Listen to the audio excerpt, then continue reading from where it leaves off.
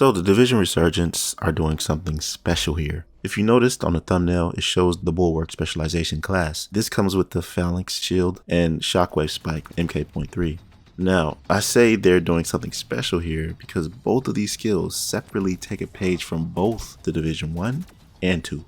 In Div 1, for those of you who aren't familiar, I'd just like to say that the gear sets in that game are better than the ones in Div 2 by far, from Final Measure to Predator's Mark, Firecrest, and many more.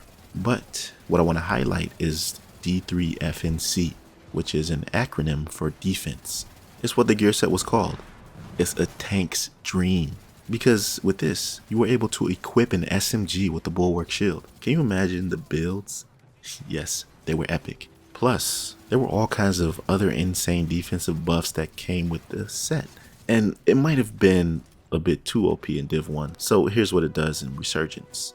The Phalanx Shield is made up of multiple titanium alloy plates combining effective protection with mobility. And that's just like the other shields in Division. Its folded state allows the agent to fire any weapon, not just SMGs, while still providing upper body protection.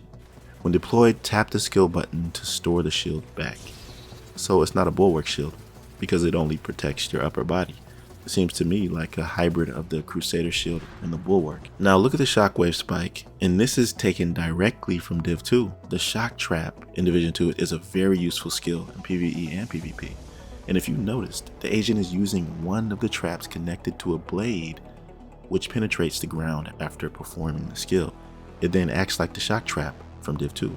Here's the explanation. The Shockwave Spike MK.3 is a Shade gadget prototype that emits powerful shockwaves when planted in the ground, effectively neutralizing any hostile in range. Tap the skill button again after activating the skill to slam the Shockwave Spike MK.3 sooner into the ground. While the shield is deployed, you can tap the skill button to throw the Shockwave Spike and neutralize enemies from afar. Move closer to the Shockwave Spike and tap the salvage button to recover the Shockwave.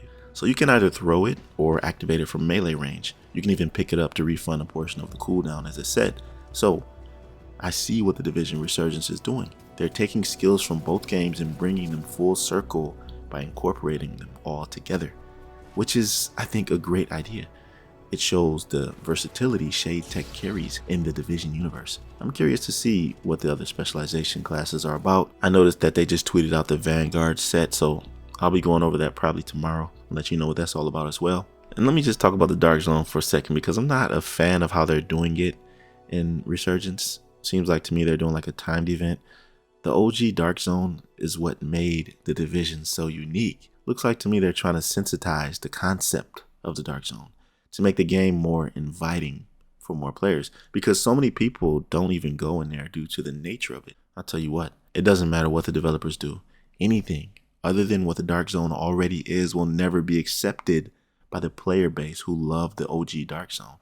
It'll never happen. So you might as well just bring back the way it used to be. Listen, you don't have to do this. It's a very simple solution in order to make it enjoyable for everyone. Give players the opportunity to choose whether they want to load into an all PvE Dark Zone or not. Then, for those who enjoy the thrill of roguing or going rogue, have that option as well.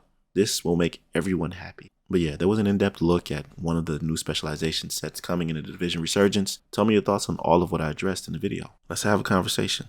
Anyways, I got nothing else to say about this video, and I'll catch you in the next one. Be right out.